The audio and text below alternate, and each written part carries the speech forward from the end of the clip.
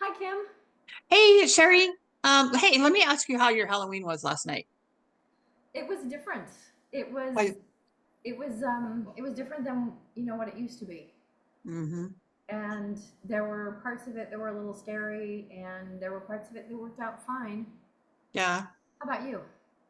Well, I'm working the election center right now, so I got home a little late. It was way past dark when I got home, and most of the there weren't a whole lot out on the street, so I think most of them were gone by the time I got home anyway. But this weird thing, I don't know if this is an Arizona thing or if this is a new trend, but there were fireworks going off, like the big booming ones. Fireworks.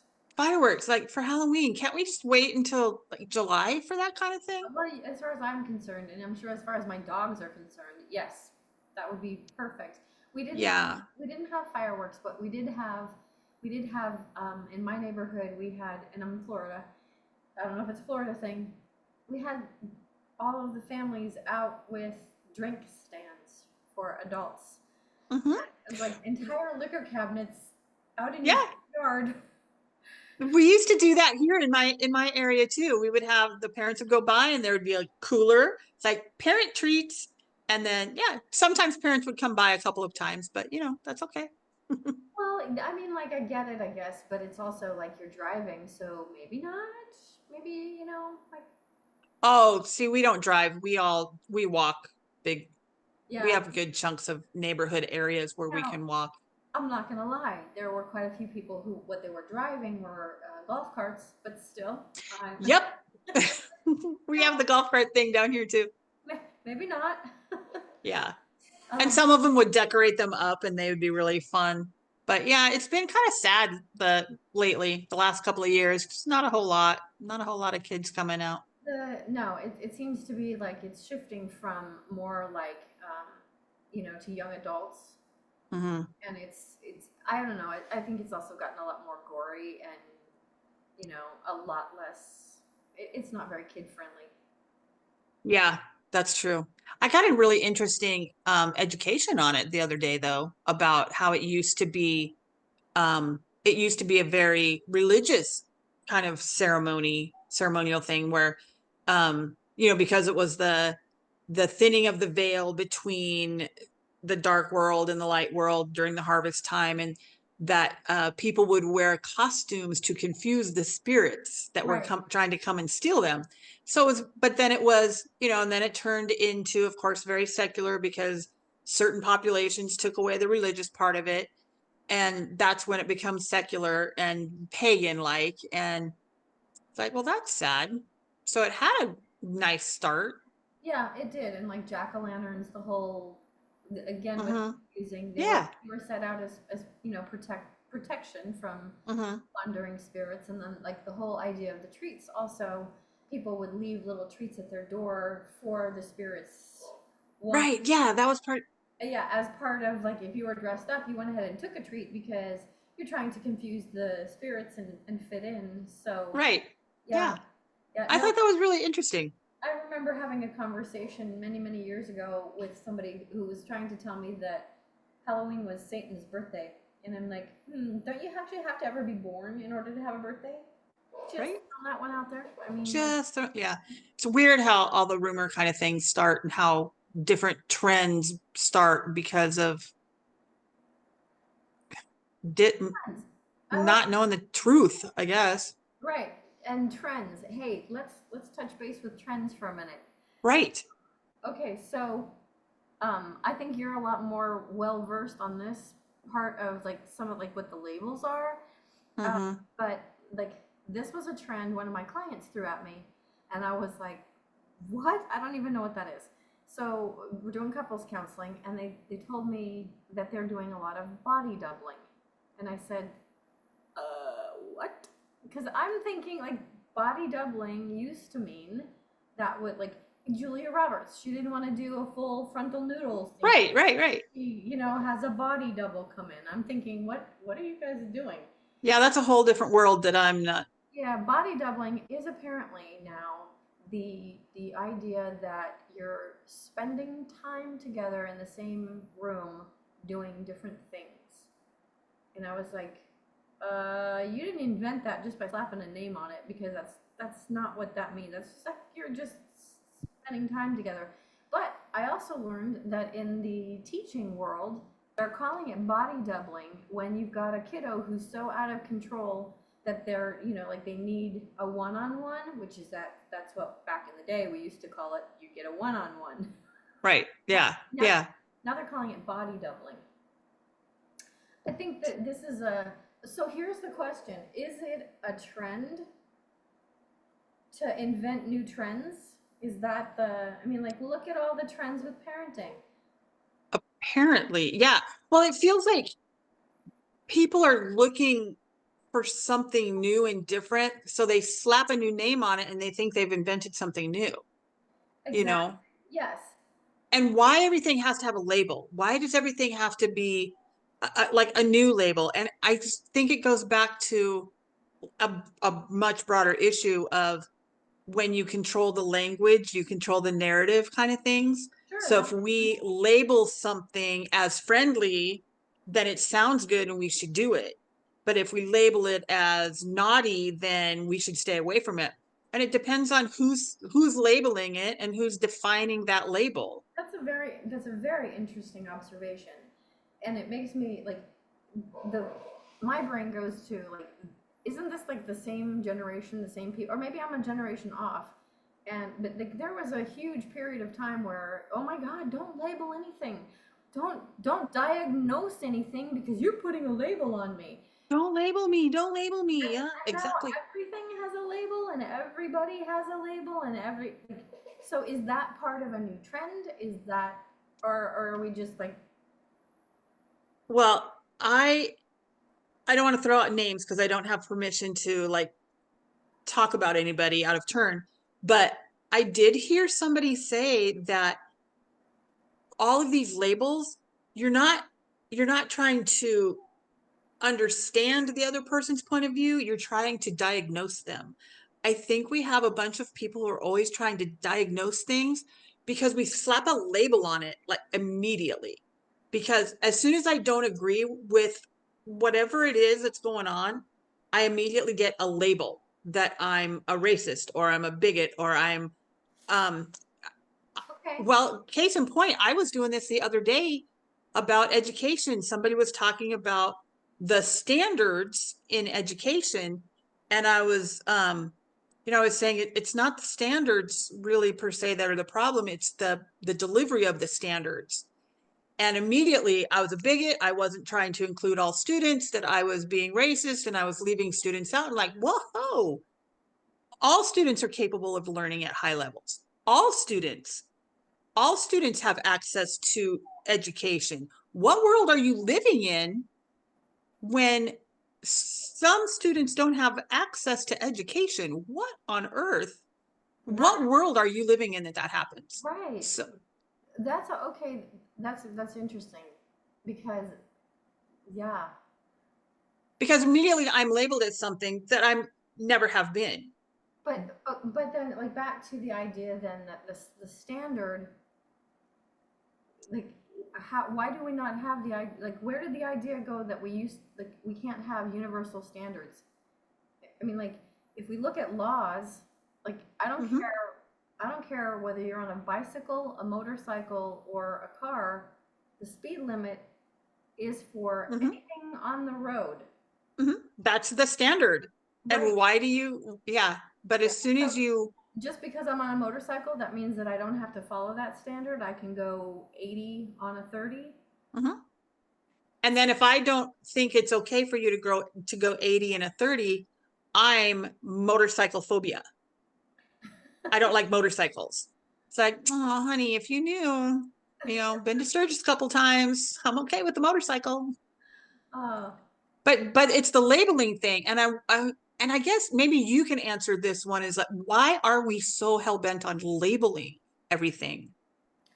okay, so like from what I see in my practice, what I'm seeing is that being able to put a label on it reduces anxiety. So if I can easily categorize, then that alleviates some of the fear. And unfortunately, a lot of that fear is also like being artificially generated. So I'm more likely to go with a negative label because that's that number one, that's what I'm hearing. But Uh-huh. that also very clearly, I mean, like we talk about, I think the word judgmental has gotten a really bad rap for a long time. Mm-hmm. Um, Mm-hmm. if you think about it, like oh, and don't be judgmental. And I tell my clients, don't be stupid, be judgmental. Like you see something going like this in the grass, and it goes. I judge that to be a nope rope and a possible poisonous animal that's going to kill me, and I judge that to be, something I need to be cautious with. Yeah, I'm judging. I'm running right about now. Right. Well, I've actually chopped up garden hoses because that, I wish I was making that up, but who makes a garden hose look like that? What is wrong with them? Sorry. Yeah. Anyway, back to the whole idea that if I slap a label on it, then I can understand it more quickly. I can Mm-hmm. categorize it. I can judge it. Because as much as we want to pretend that we're open minded, and we can be, you can be open minded and judgmental at the same time. Mm-hmm. Call that discernment, right?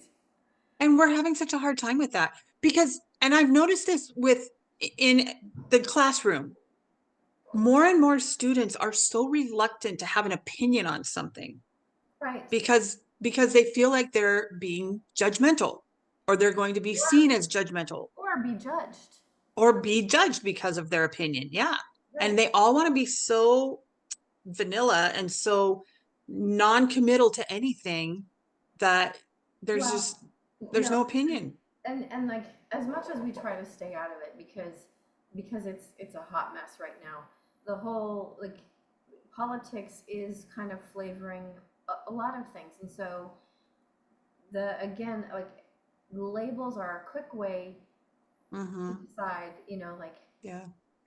where do I fit with you and your ideology? Where do I fit in with, where do you fit with my ideology?